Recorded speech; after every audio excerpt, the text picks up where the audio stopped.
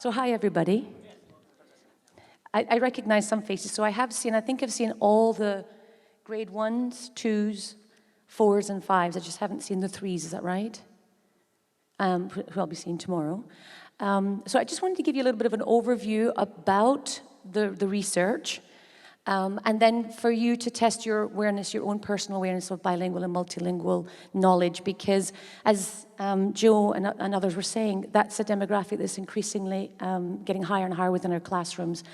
And so my whole mantra is that, yes, I'm a bilingual specialist. So for 30 years, I've taught in classrooms, supporting classroom teachers with the knowledge of BMLs and how to help them within the classroom to learn and access the learning that's going on. But my mantra now is, well, really this should be something that all teachers should know. So hopefully through spreading awareness of good practices out there, you will develop that knowledge, and then you will be able to put that within your classrooms yourself. And you don't need the help of EAL specialists anymore. So I myself am a bilingual. I was educated in French, but I spoke English at home with my family. And all the way through school, I was told that I had learning difficulties because in those days, they didn't know what bilingual practices were and they didn't accommodate for my needs. And then I went off to do languages at university, and then I became an ESL trained specialist and then taught both in Europe and in Asia and in the Middle East. And I actually taught for 13 years in Dubai, so I have a unique knowledge and perspective of Arabic learners. So hands up if you yourself are a bilingual. Hands up high, be proud, we're bilingual, yay. And that's really what happens in our international schools, is the majority of the teachers are monolingual English speakers, and you have no idea what's going on in the heads of our students.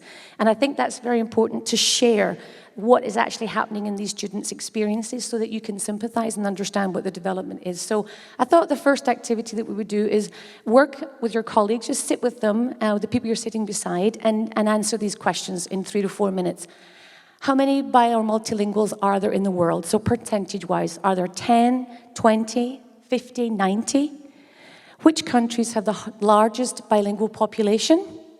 And which countries have the least and why? So I'll give you about 3 or 4 minutes, okay?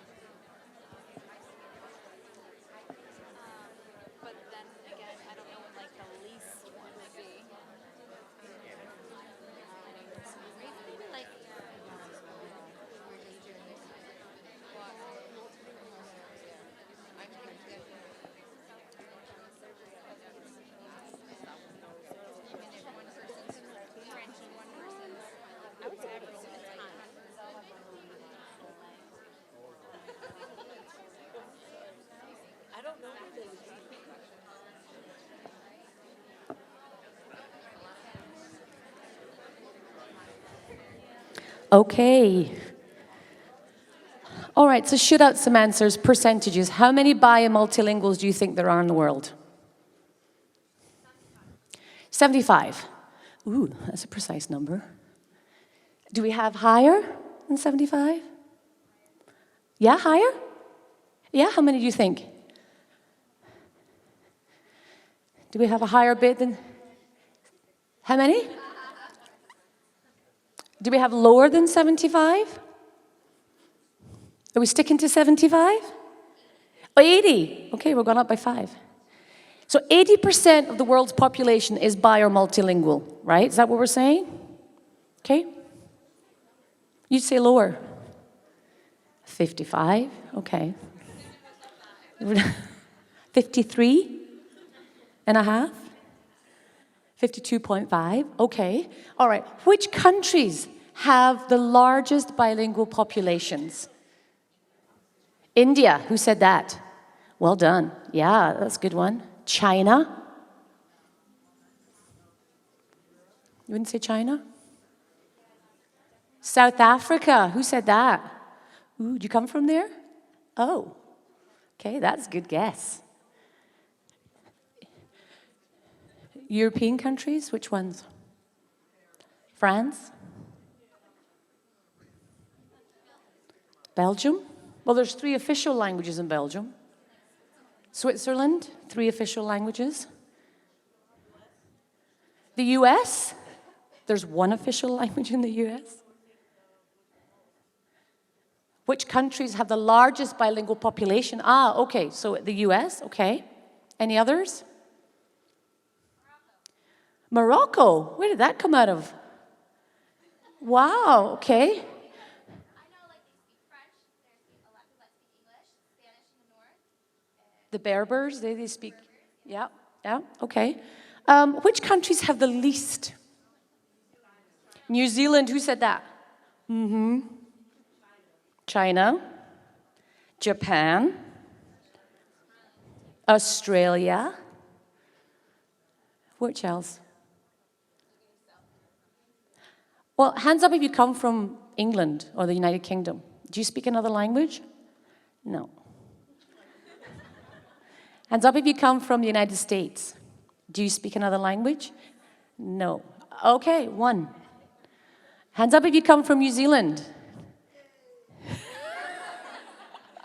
They're loud. Do you speak another language? No. And yet you have Maori there, right? It's really taken off. Little bit, okay. Hands up if you come from Australia. Do you speak another language? No. So our English language countries, we don't seem to speak any other languages, right? And that's a very interesting point. We won't go into the why of that. We don't have enough time. Okay, approximately 70% of the world's population is bilingual. Indonesia has the largest bilingual population in the world.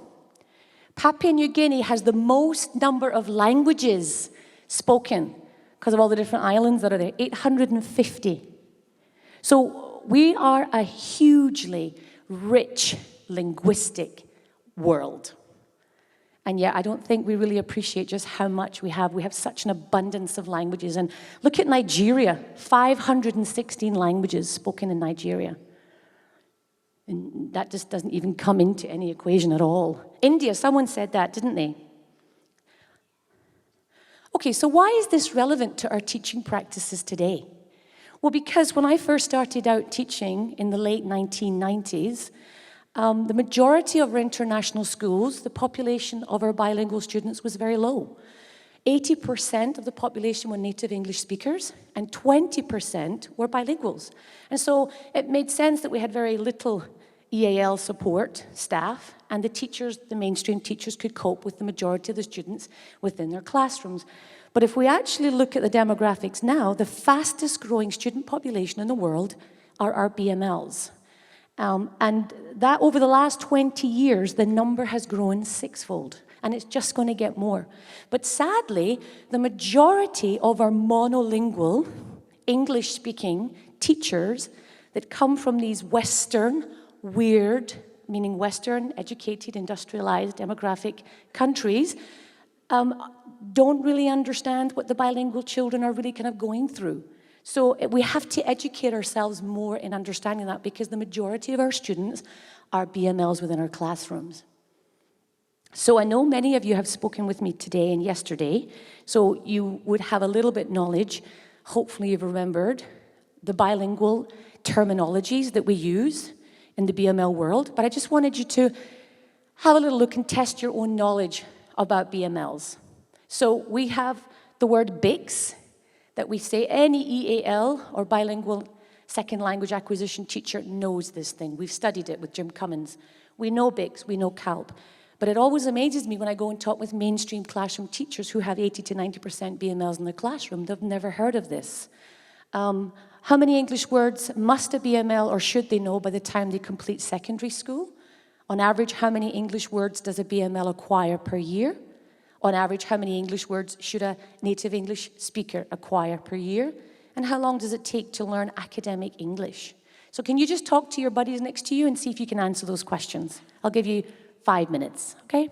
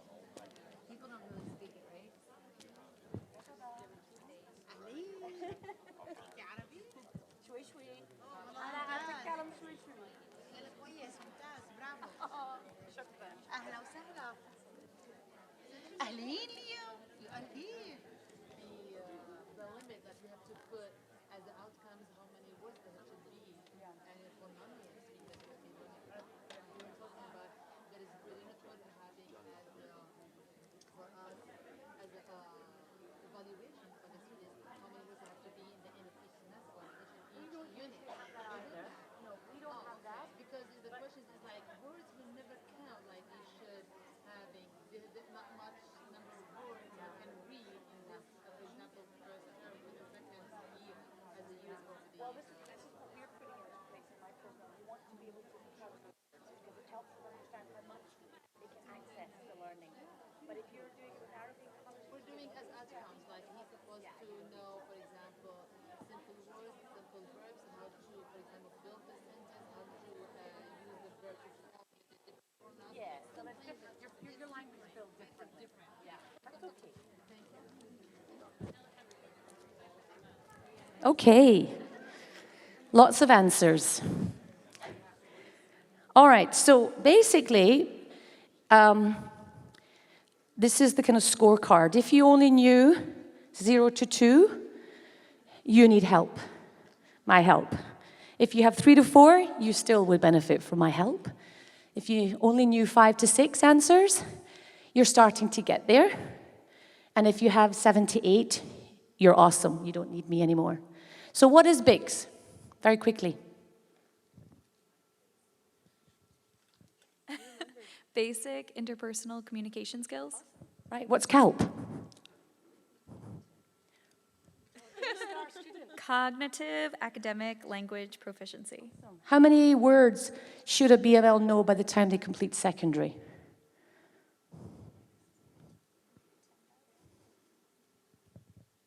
She said it. 15,000. I said 10,000. Okay, so in the research, it shows that to access text independently, you should have 9,000 words.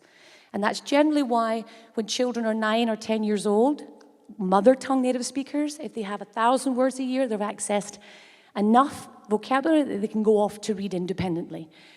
But our bilinguals don't get that same access. So we have to make sure that they've got at least 9,000 words so that they can access the text without us having to differentiate it. What's the next one? On average, how many words does a BML acquire a year? 10,000? Yeah, 1,000. 1,000 words. And how many, on average, does a native English speaker acquire a year too? 1,000, that's right, the same. So how long would it take to learn academic English?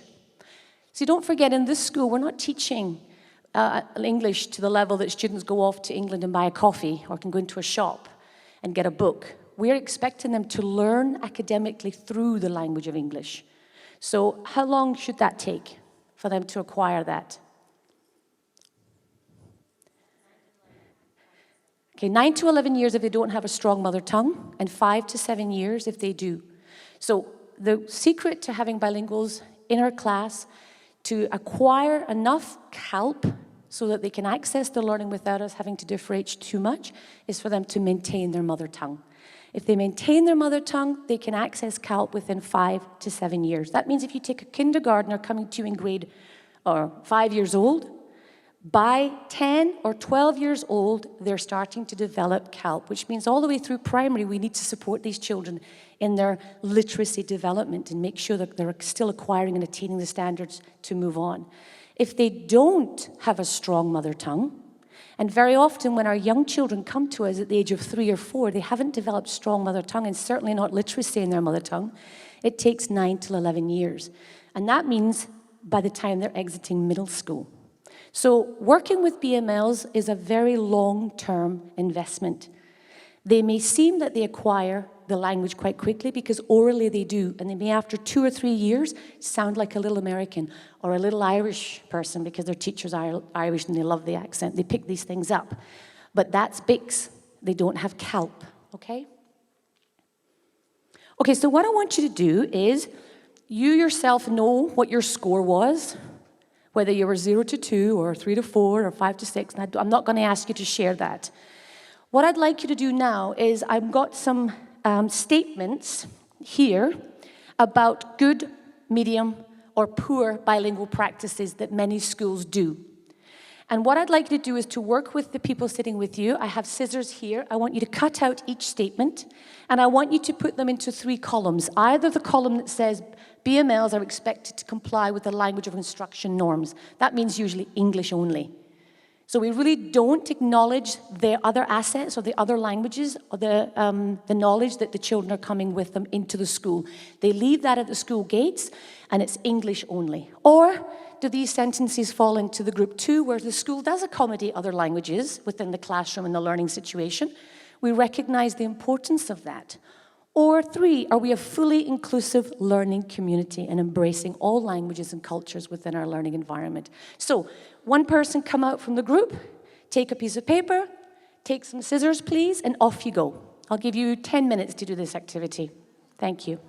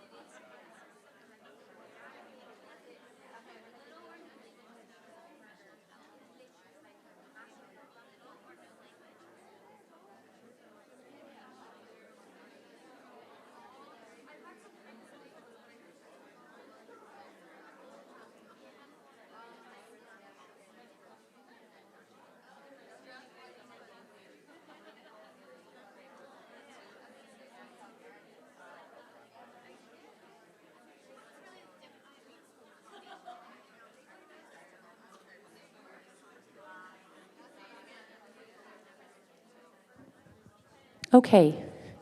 So what I'd like you to do now is in your groups, I'd like you to discuss and reflect upon where are you now within your school and your current practices. So is this school in group 1? Are you in group 1.5? Are you in group 2, 2.5? Or are you in group 3? Okay, and I'll give you 2 or 3 minutes to do that. All right?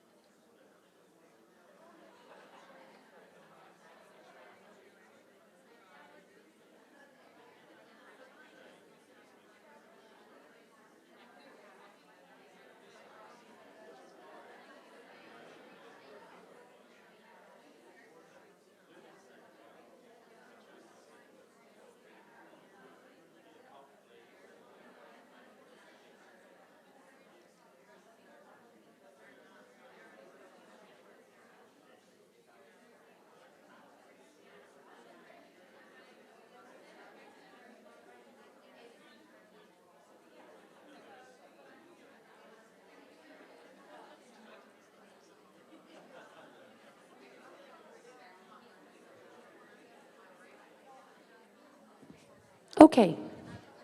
So where are we? I'll come over here because you guys are still talking. Guys, where do you think you are? You group 1, 2, or 3? 2.5. Oh, you're 2.5. How come?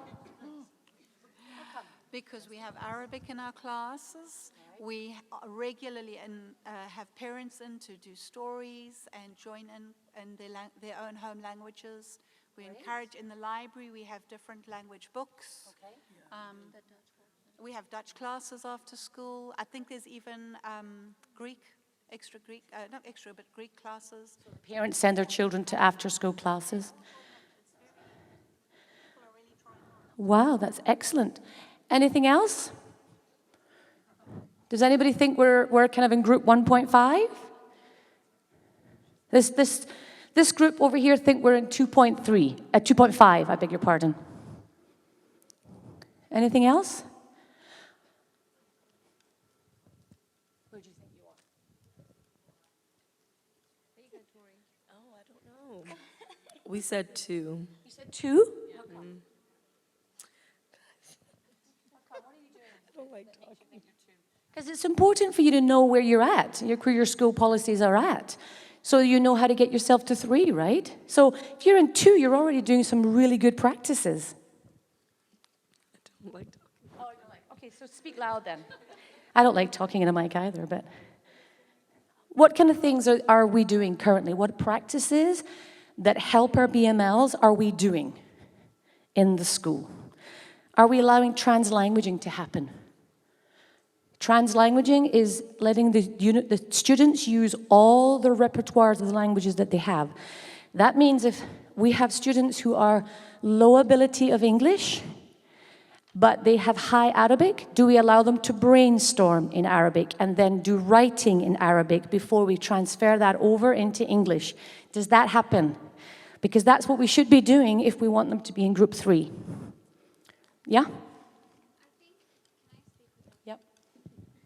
I think we also said group 2 because a lot of us have taken the course like with you. Yep. And so we have started using those accommodations, the different strategies that we learned.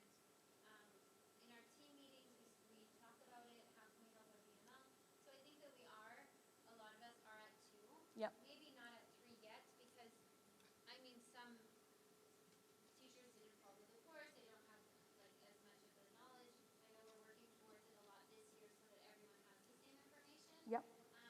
Kind of like we were discussing, like yes, we do use the Arabic as well with the students, but we don't necessarily speak Arabic. Not like can you explain your point about like Well, I was saying, like, we have it on our signs, but, like, as home teachers, that's not something we're referring to or using with the kids.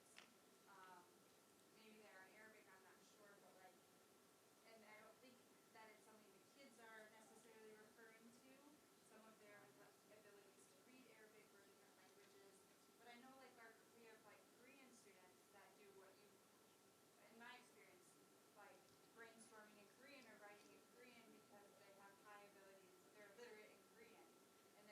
They transfer. So I know we do some of that. We let them express. So there are some teachers who are using translanguaging, and they're allowing that to happen, but it's not a school-wide policy. It's just based on, if you have that experience and knowledge, you may share that within your grade level, but there are some teachers who are practicing group one, and there are some in 2, and there's some over at 2.5 over there. You know, they're in the KG section, so they're naturally aligning themselves to that in a way. The 2 area. Okay, that's great. That's fabulous.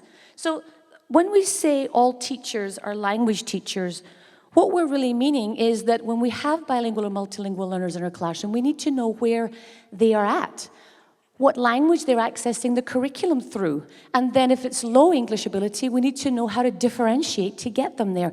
That's now what we mean by all teachers are language teachers. You are now language specialists.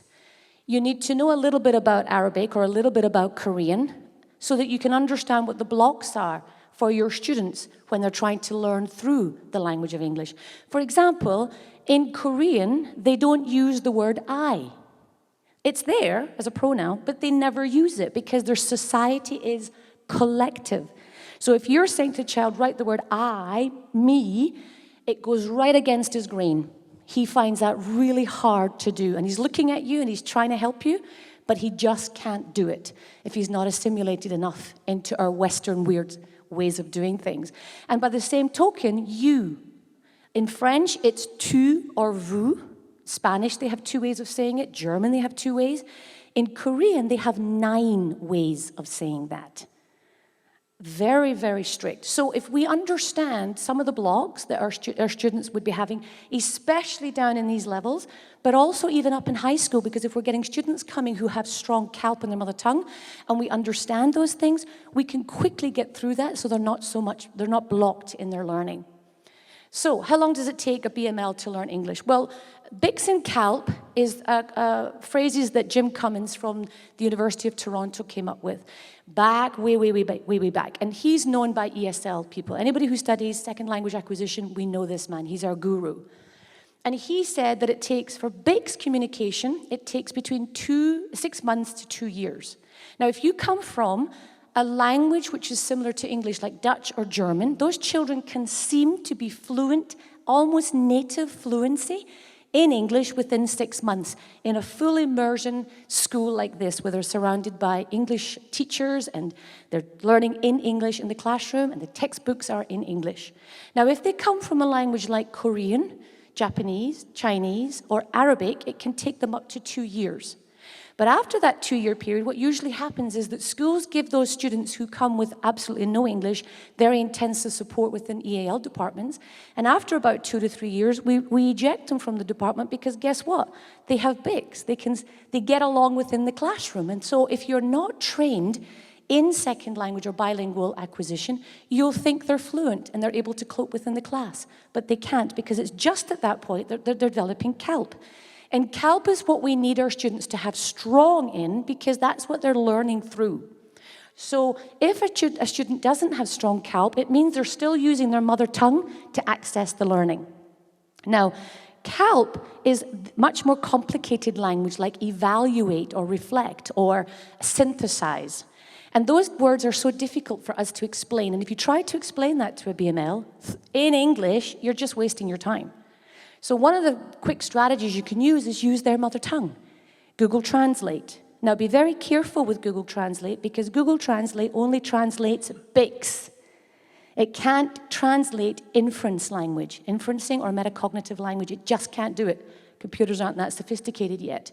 So if you want to translate it's raining cats and dogs, you'll see a BML going and looking for where's a cat, where's a dog, because they're still at that literal level. And then we have to say, no, it means it rains a lot. If they put that into Google Translate, it will literally say, there's a cat and there's a dog and there's the rain.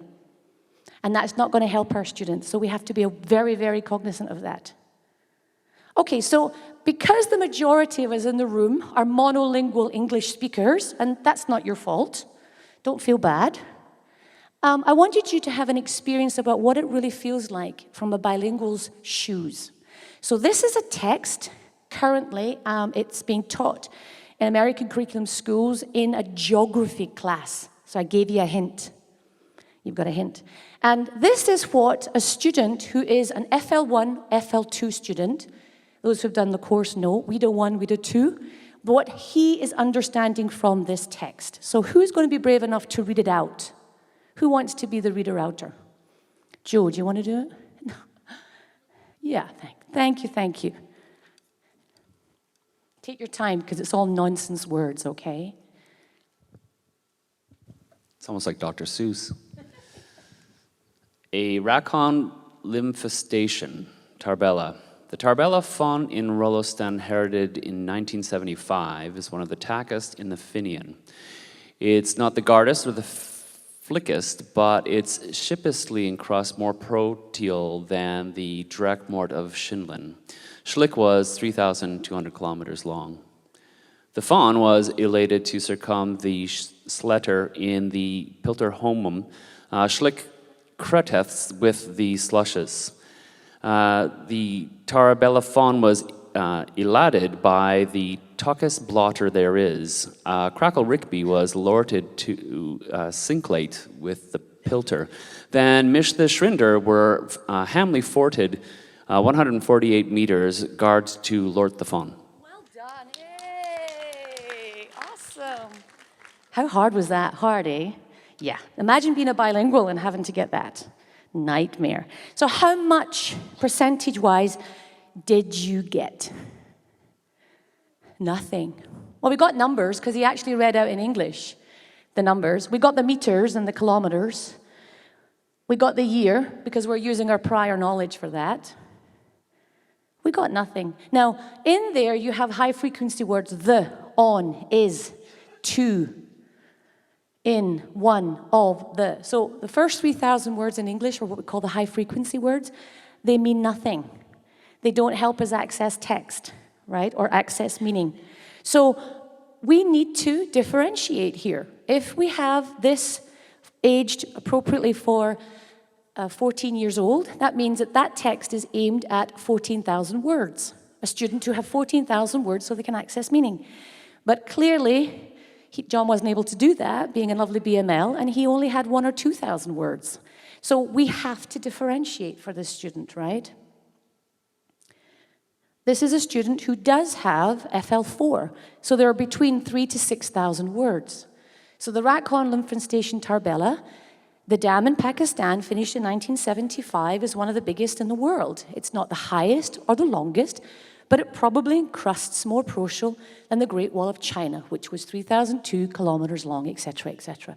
So you can see at this stage, you don't really need to differentiate very much. I mean, I didn't even know, is proteal a real word? No, that's a word the kid hasn't got, so there's one that they don't know. And then maybe 2 further down the text. So that's what we mean by you are language teachers. You need to know how much our BMLs are accessing the text. And if they aren't, we need to differentiate it. So how do we do that? Well, we need to know the level of our students in English. That's the pink. And if they don't have a lot of English ability, then we need to differentiate more. So if our student has 10% ability to access the curriculum in English, then we need to differentiate 90%.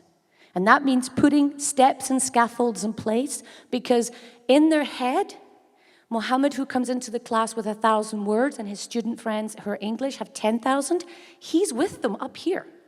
He's just not able to output it yet because he hasn't had the same exposure to English. Okay, so I wanted to give you a little quiz, because many people come to me as a bilingual expert and they say to me, oh, I have a child and my child's in this class, and and is it good that they're in this situation and we're moving over to Japan next year, and what will I do? And a Greek daddy meets a Portuguese mummy, they fall in love and they have babies and they live in Belgium where the language is French outside and they speak English at home as a language of communication. And there's lots of these family situations occurring more and more in the world. So the research out there actually lets us know quite clearly who are the best students to achieve academic success. And if we know that, we know at what points we have to put in our support or intervals. So what I want you to do is to discuss with your people, your friends beside you, what would be 1, 2, and 3? So would it be when young arrivals come to us in these lovely ladies' classes, have they got the best chance of successfully achieving grade 12 academics and going on to university? Or would it be middle schoolers who already have mastered their mother tongue, right? They can speak it really well, they can read, and then they're introduced through the language of English? Or would it be the late arrivals who come in high school and they literally only have 2 or 3 years to master very high level of academic English in order to access DP and go on to university? So I'll give you 4 or 5 minutes to do that, okay?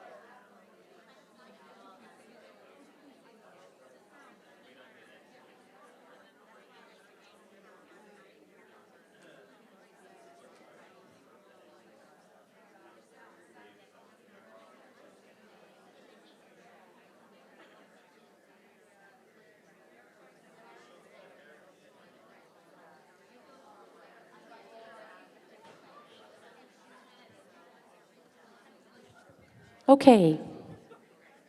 Okay, so what do we think? I love my KG group over here. You're very vocal. So you think 1, 2, and 3, as it follows, 1, 2, and 3, okay? Who thinks something else?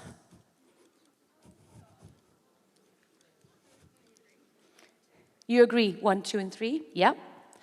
What did you say? But you said something different a little bit.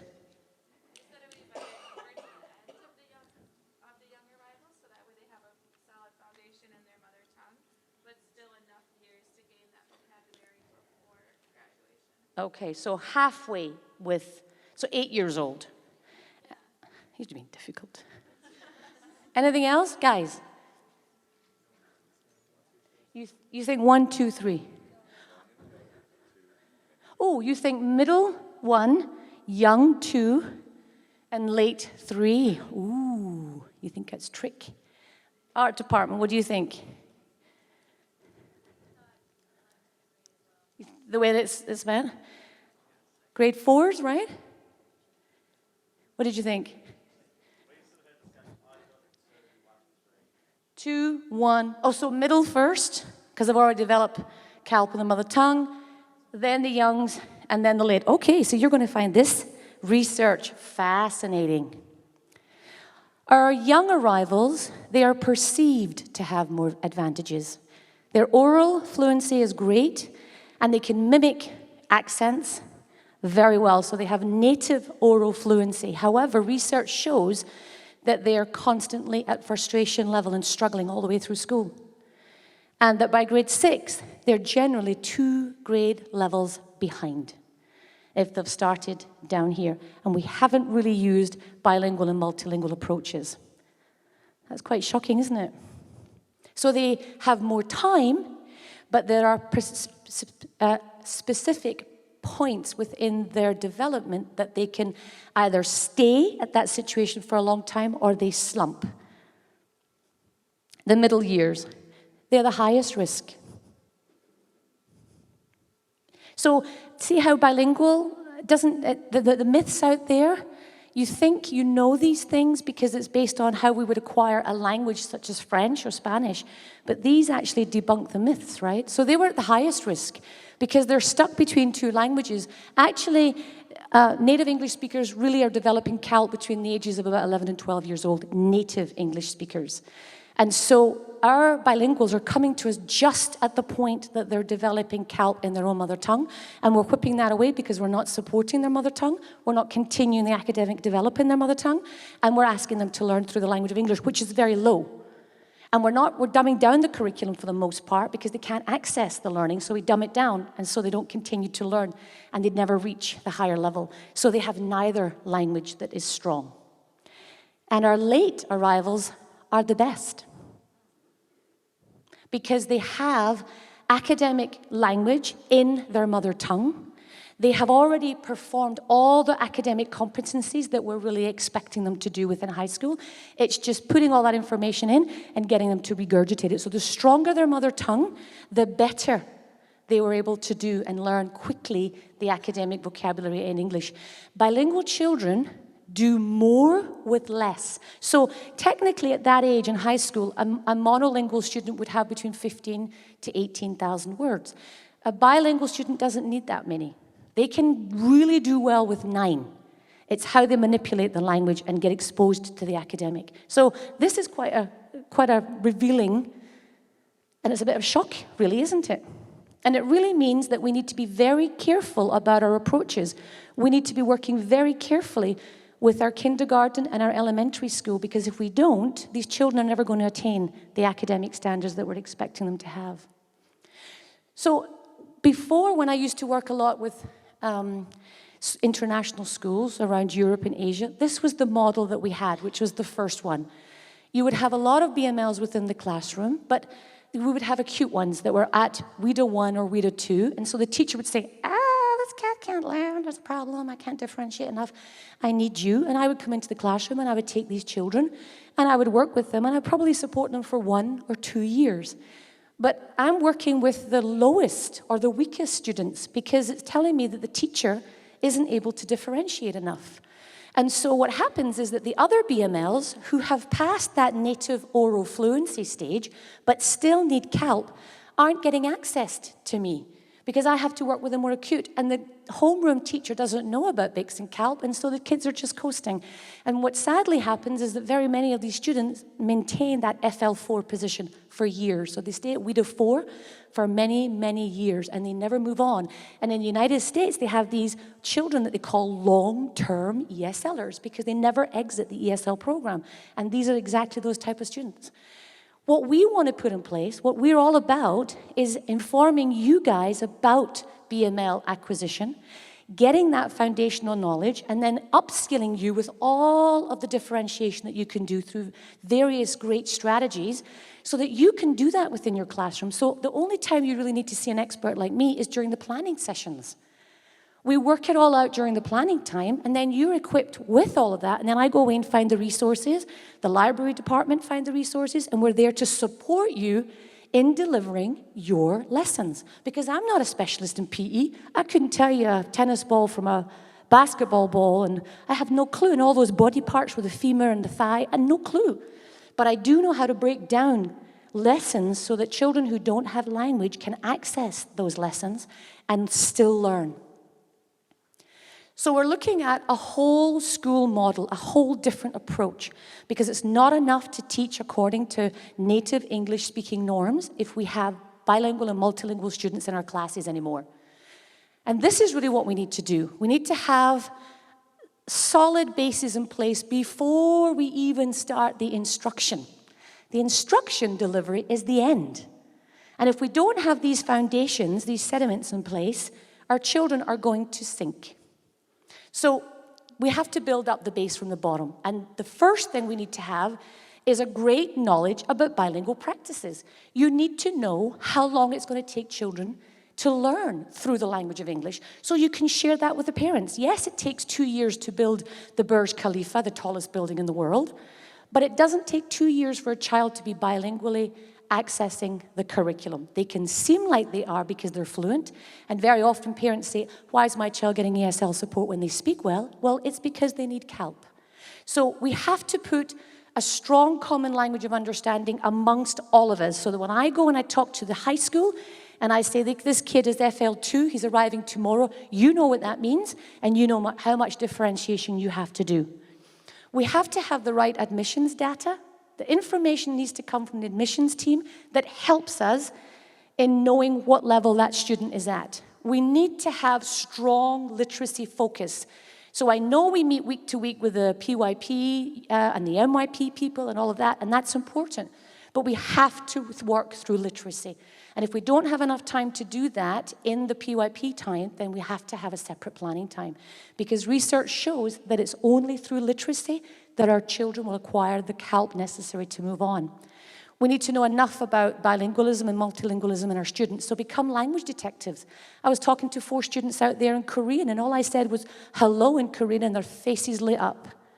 And then they taught me to say, how are you, which I can't remember. But they're teaching me their language. And that's all you need to do. So if you want to have 5 flags outside your door, and the kids as they walk into your classroom, they tap a flag, and then they say the hello in that language. That's us acknowledging all the different languages that are happening within the classroom, that these children are valued. But we still teach and learn through the language of English.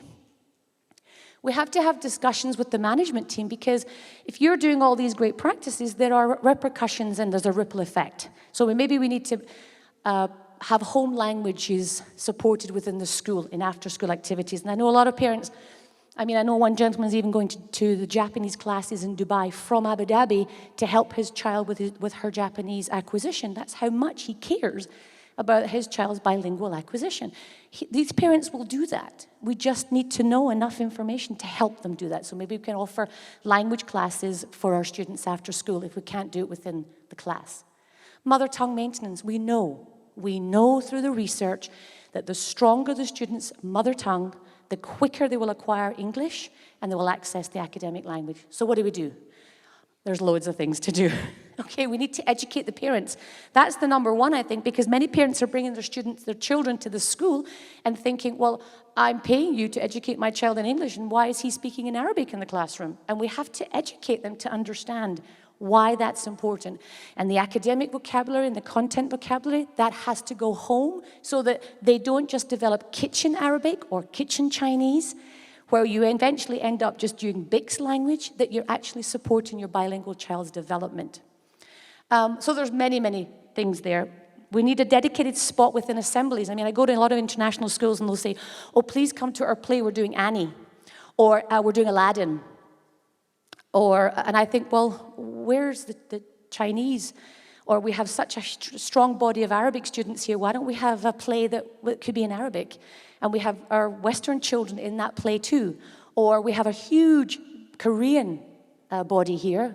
Do we have time for them to do a play in Korean or something in assembly where we celebrate their language and then we learn their language, and so it becomes a partnership. And we need to raise the profile of the host country. I think that happens quite automatically here because we do have all of our students, by law, they're required to go and learn Arabic, and that's great. Even the students who are maybe Norwegian, they have to go and learn a little bit of Arabic. And don't think that it's going to take away from their English time. It won't. They actually will only really develop BICS in that language anyway, and it won't have an effect on their CALB. Vocabulary. So through the research, we found that the missing link for the success of our students is vocabulary acquisition.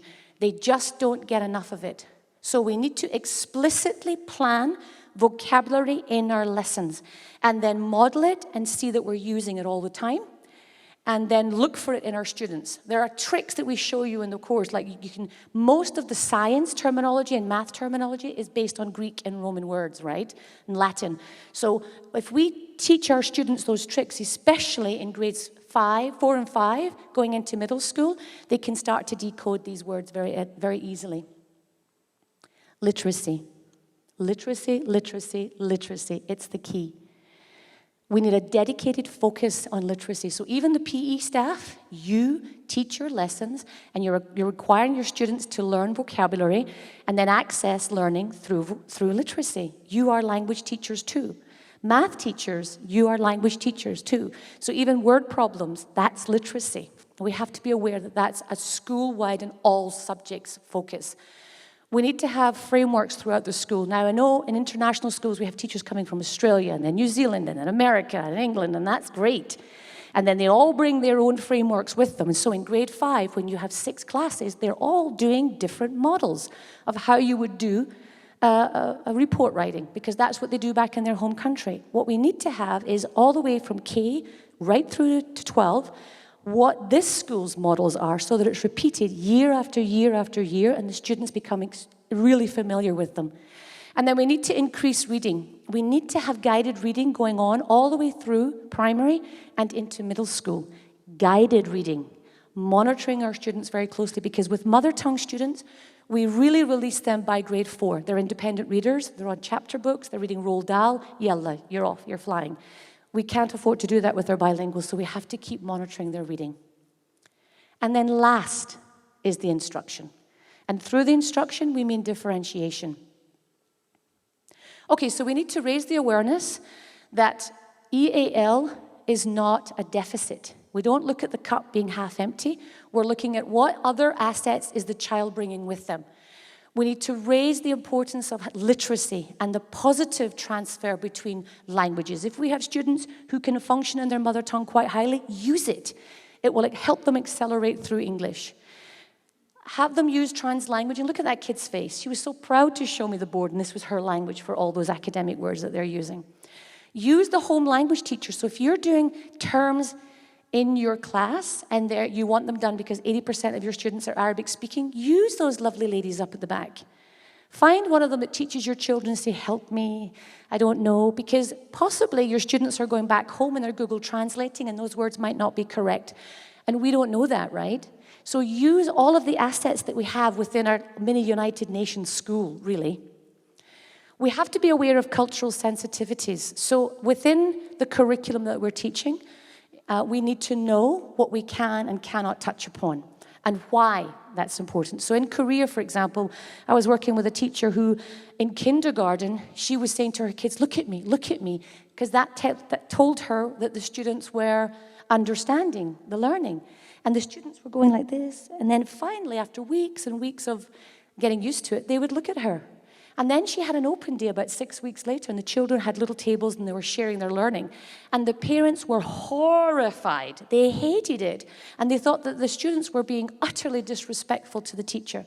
Because in their culture, you do not give direct contact, eye contact, to the teacher. It's very disrespectful. So these children are coming into 2 different worlds. And if we understand that and we say to the child, it's okay here, or it'll take you longer to do that, that's fine. I mean, I was just in Singapore last week, and the biggest challenge they have is that the Chinese are coming with their mindset of how they learn, which is very rote-based and very exam-orientated. And then we're putting them in MYP situations where it's, well, you tell me. And the Chinese child's just sitting there saying, no, you tell me. You're the teacher. They would never ask the teacher a question, ever. It's just not in their culture. So again, we have to build in strategies to allow the children to do that. Get them to work with buddies. Get them to talk 3 times to somebody else before they come to you, because they're never going to come to you. It's never in their culture. Increase PD for BMLs, because we really need to know all of this stuff if the student body is PMLs. Okay, so the next steps really in the journey would be for us to understand the importance of the common underlying proficiency. If a child has abilities in one language, let them use that through the language of English, their second language. Target the academic words, and many of you who are working with me on individual lessons and in the schedule, you'll know what those academic words are. Grade 3, you get that tomorrow. Coaching and translanguaging practices. Now, when I say use the mother tongue within the class for the learning, I don't mean the whole day or the whole time. Again, you have to be strategic in your approach. Put some children who are FL2 with kids who are FL4 in their mother tongue to speak for 5 or 10 minutes. Make sure they understand the concept, and then you move the groups around to something else. So it's for strategic, deliberate teaching purposes. Get writing samples in the student's mother tongue. So if you've got files of all the students that are moving up year to year to year, put a writing sample of their mother tongue in. That's really important, especially if a child's coming from another school and they're coming to this school, get a writing sample in the mother tongue. Have volunteer parents come in, and I know the library said that they're doing this, and they have, maybe one day or one lunchtime per month, and a parent from another language comes in and reads a storybook to the children. We need to do that much more and celebrate that, and have maybe Australian kids going into that time and sitting there and just learning because their best friend happens to be Japanese. Develop an after-school program to support all of the languages, if we can, all of them. Because if we have one Nepalese student in this school, they have just as much right to access this curriculum and their home language as the 100 Arabic speakers that are here too. And then focus on EAL inclusion. So you really need to, in your planning times, look at your unit of inquiry, you look at your math, you look at your literacy, you look at your PE words, you look at your art words. And then you come together and say, okay, these are the focus words, what are our academic words? And then start to embed them in their learning. And then see if it's happening. You need to be tracking that. There has to be accountability. Because our children graduate through year to year to year to year. There really aren't any official testings that we do, apart from our assessments as we watch our children, and we have to make sure they're getting this. And then lastly, more coaching. So I loved it that you said one of your teachers had done the course, and then that they've been sharing and coaching what they've been learning with their group. That's fabulous. That's what we want. You don't all have to come on the course, because there's many issues that people are doing masters, or their granny's sick, or they've just had a baby, and that's all understandable. But as long as there's a coaching thing going on within each of the grade levels to share good practices, that's fabulous too. And I think lastly, we need to acknowledge that we have so many bilinguals, and that bilingualism is a superpower. But it's something that we have to continually support and nurture. We don't leave their languages, their heritage, and their culture at the door, at the gate of the school. We have to bring that in. Okay? Thank you very much. Any questions? I've shocked you all. No? Okay, thank you. Thank you very much.